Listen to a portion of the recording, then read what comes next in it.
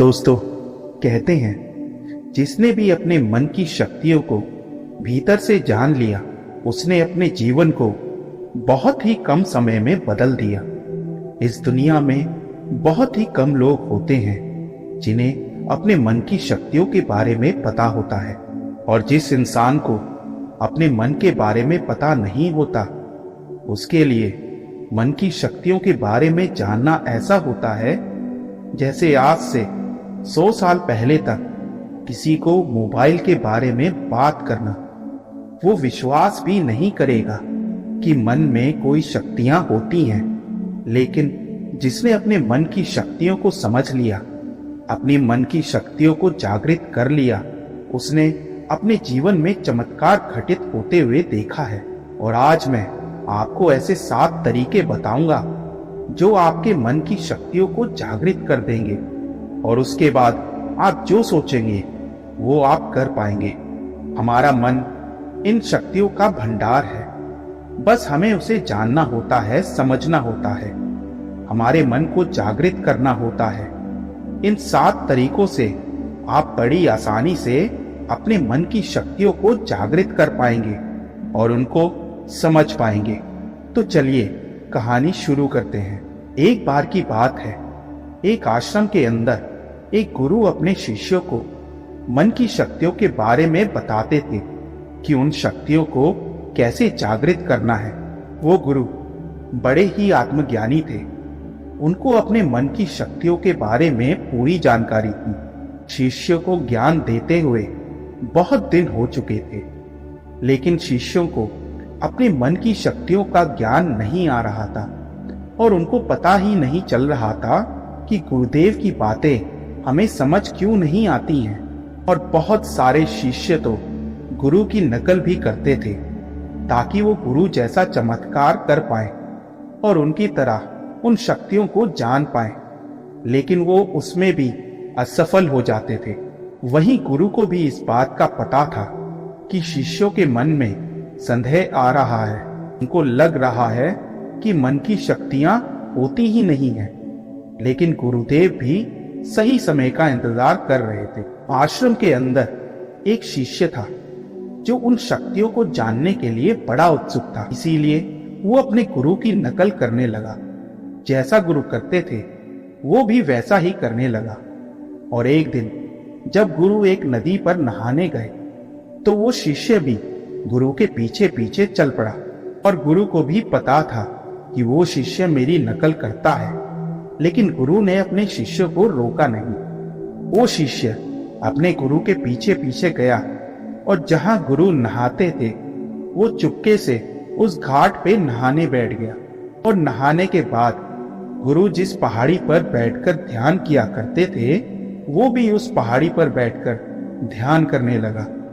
ध्यान करते करते शिष्य ने अपनी आंखें खोली और अपने गुरु को देखा तो गुरु के चेहरे पर एक अजीब सा तेज था। वो बहुत ही गजब का तेज था।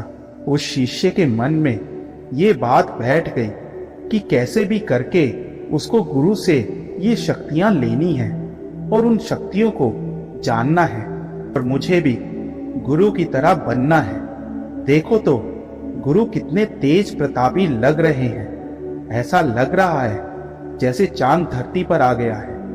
तभी गुरु को भी इस बात का आभास हो गया कि वो शिष्य उन्हें घूर रहा है, और तभी गुरु ने अपनी आंखें खोली और उस शिष्य को कहा कि मुझे पता है कि तुम मेरी नकल कर रहे हो, लेकिन बेटा नकल करना बंदरों का काम होता है।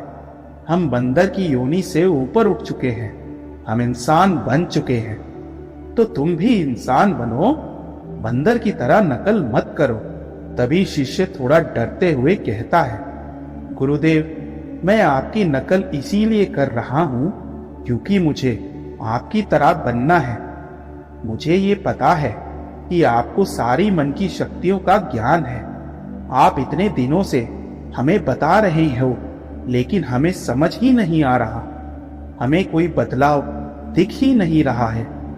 आखिर ऐसा क्यों है गुरुदेव कि हम अपने मन की शक्तियों को क्यों नहीं जागृत कर पा रहे हैं? इसलिए मैंने ये नकल करने का फैसला किया।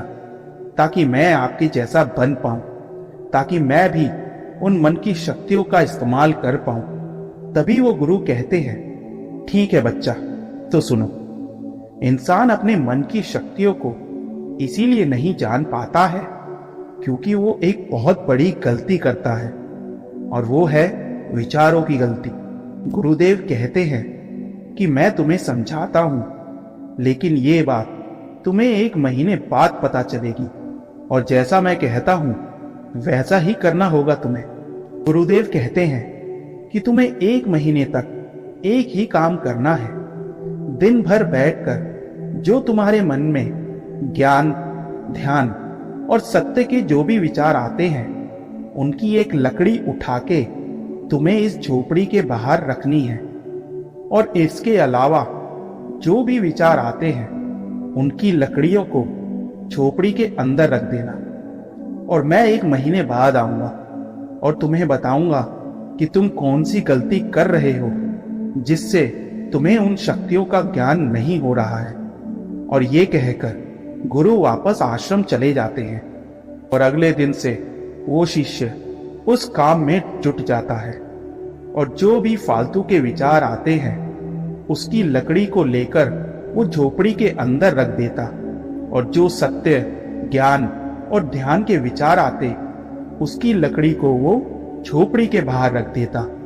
और ऐसा करते करते अब 1 महीना बीत गया था, और अब गुरुदेव उसके पास आते हैं और आकर झोपड़ी के अंदर देखते हैं, और वो वहां पर बहुत बड़ा लकड़ियों का ढेर लगा हुआ देखते हैं। और वो जब झोपड़ी के बाहर देखते हैं तो बहुत ही गिनी चुनी लकड़ियां पड़ी होती हैं।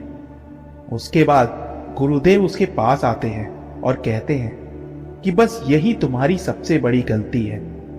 देखो बच्चा, तुम्हारे मन के अंदर कितने फालतू के विचार आते हैं जो कि पूरी झोपड़ी भर चुकी है, और जो ज्ञान, ध्यान और सत्य के जो विचार आते हैं वही विचार तुम्हारी मन की शक्तियों का आधार है, और वो कितने कम हैं। और इसी वजह से तुम अपने मन की शक्तियों को जान नहीं पा रहे हो। इसके बाद वो गुरुदेव कहते हैं कि तुम एक काम करो, ये जो झोपड़ी के अंदर जो लकड़ियां हैं वो सारी लकड़ियों को ले जाकर नदी के अंदर फेंक दो। ये बात सुनने के बाद शिष्य कहता है, गुरुदेव वो तो बहुत ज्यादा लकड़ियां हैं, मैं अकेला ही इतनी सारी लकड़ियों को उठाकर फेंक नहीं पाऊंगा, इनमें बहुत वजन है। वहीं गुरुदेव मुस्कुराते हुए कहते हैं, इन लकड़ियों का वजन तुम्हें बहुत ज्यादा लगता है, लेकिन जो विचारों का वजन लेकर तुम घूम रहे हो, अपने मन के ऊपर इतने फालतू विचारों का वजन डाला हुआ है, यही वजह है कि तुम मन की शक्तियों को नहीं जान पा रहे हो।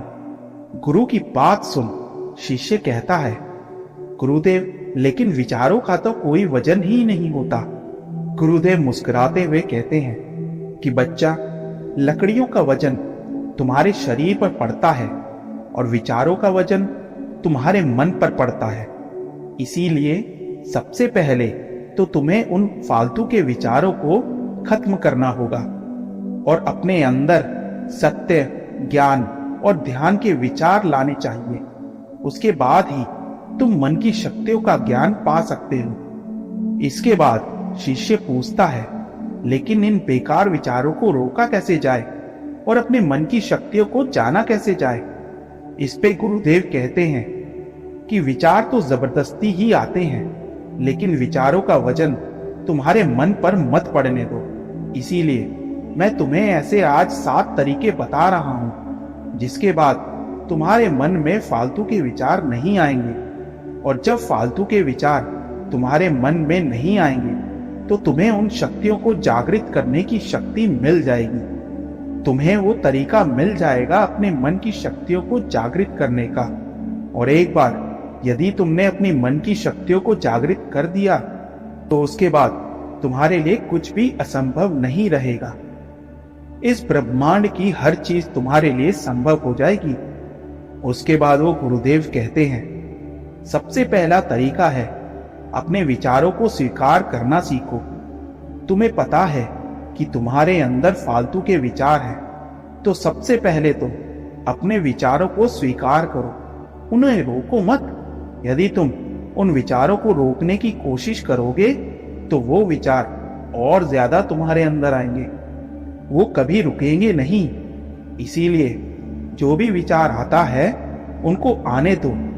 जैसे वो विचार आते हैं वैसे ही उन विचारों को आगे जाने दो, क्योंकि जो विचार आते हैं वो हमारे चेतन मन से आते हैं, और जब वो विचार आके चले जाएंगे तो हमारा चेतन मन शांत हो जाएगा, और जब चेतन मन शांत हो जाता है तभी अवचेतन मन जागता है।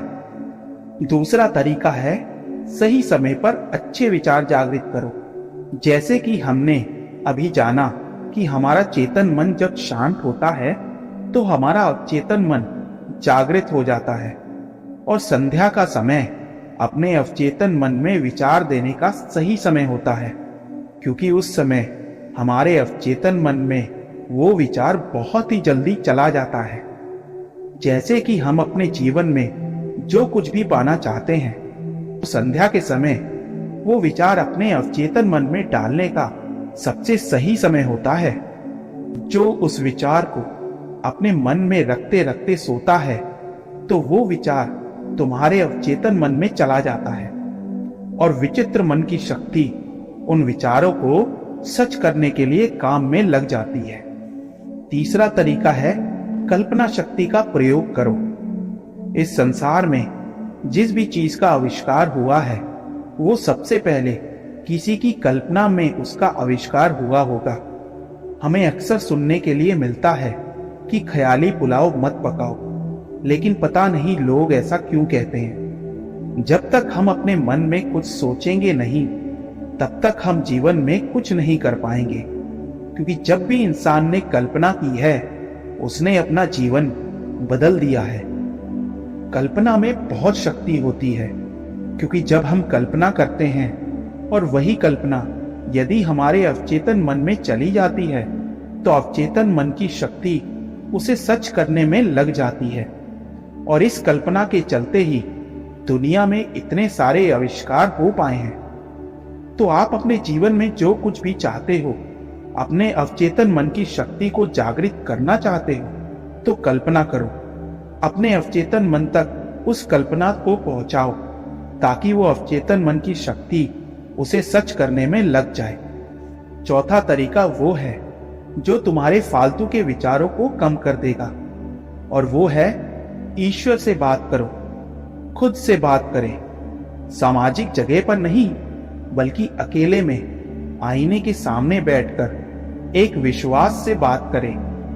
अपने लक्ष्य को हासिल करने के बाद आपके जीवन में जो भी परिवर्तन आएगा उसे देखो। आप अपने जीवन में सफल होने के बाद क्या करना चाहते हो, खुद से कहो कि मैं ये करने वाला हूं, और वो पूरे विश्वास के साथ कहो, क्योंकि आपकी सफलता की चाबी आपके हाथों में ही है। जब तक आप इसमें विश्वास नहीं करेंगे वो सच नहीं होगा। इसीलिए एक विश्वास के साथ खुद से वो बातें करें और खुद से वो खुशी का अनुभव करें। पांचवा तरीका है प्रतिदिन ध्यान का अभ्यास करें, और चिंतन मन को जगाने का ये सबसे आसान तरीका है। ध्यान योग्य एक आम आदमी के लिए समझना काफी मुश्किल होता है, लेकिन यदि हम प्रतिदिन ध्यान का अभ्यास करें तो हमारा मन शांत होने लगता है। हमारे मन में फालतू के विचार नहीं आते, हमारे मन में वही विचार आते हैं जो हम लाना चाहते हैं। ध्यान की भी बहुत सारी विधियां हैं जिससे मन शांत होता है और फालतू के विचार नहीं आते हैं, और इसका सबसे सही समय सुबह का है। इस समय तुम्हारा अवचेतन मन सबसे ज्यादा जागृत होता है, और इस समय तुम जो भी ध्यान में रखोगे वो तुम्हारी जिंदगी में सच होना शुरू हो जाएगा। छठा तरीका है अतीत को भूलकर वर्तमान में जीना सीखो। अक्सर इंसान अपने अतीत की यादों में ही खोया रहता है, लेकिन आपको ऐसा नहीं करना है। आपको अपने भविष्य के बारे में सोचना है और अपने वर्तमान में जीना है, क्योंकि जो बीत गया वो तुम बदल नहीं सकते, लेकिन अपने आज को सही तरीके से जी के तुम अपने भविष्य को और बेहतर बना सकते हो। और अब आखिरी और सबसे महत्वपूर्ण तरीका है, अपने आप में विश्वास रखें। विश्वास में बहुत बड़ी शक्ति होती है। यदि तुम अपने अवचेतन मन की शक्ति को जागृत करना चाहते हो और तुम्हारे अंदर यदि इस चीज का विश्वास नहीं है, तो कोई भी तरीका काम नहीं करेगा। जो भी तरीका काम करेगा, जो भी तुम्हारे मन की शक्तियों को जागृत करेगा, वो सिर्फ तुम्हारा विश्वास है। क्योंकि भगवान भी कहते हैं कि जिसके मन में विश्वास है वो इस दुनिया में सब कुछ कर सकता है। तो विश्वास रखें कि आपके मन के अंदर बहुत सारी शक्तियों का वास है। तो बच्चा, इन 7 तरीकों से तुम अपने अवचेतन मन की शक्तियों को जागृत कर सकते हो, और जो भी तुम अपने जीवन में पाना चाहते हो वो इस मन की शक्तियों के माध्यम से तुम पा सकते हो। शिष्य गुरु की बात को समझ जाता है और अगले ही दिन से वो इन 7 तरीकों पे काम करना शुरू कर देता है। तो दोस्तों, आशा करता हूं कि ये कहानी आपको पसंद आई होगी और इसमें दी गई जानकारी को आप अपने जीवन में जरूर प्रयोग करेंगे। और अगर आपको वीडियो पसंद आई है तो हमारे इस चैनल को सब्सक्राइब जरूर कर लें। तो मिलते हैं अगले वीडियो में। तब तक के लिए अपना ख्याल रखें। नमो बुद्ध।